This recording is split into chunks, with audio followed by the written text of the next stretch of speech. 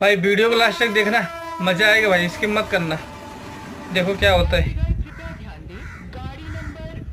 ये साला बिहार के रेलवे स्टेशन में पैसा और ये तो मोबाइल सही ज्यादा बात है चोरी भाई, होता है। एक पटना काम में करते हैं, चोरी इसको बहुत जेब में होता है रख लेते ट्रेन हैं। पे, स्टेशन पे।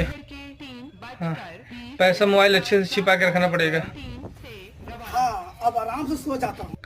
हाँ हाँ भाई बरोबर है।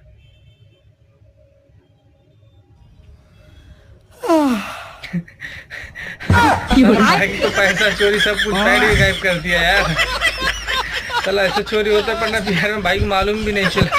चलो चड्डा पहना के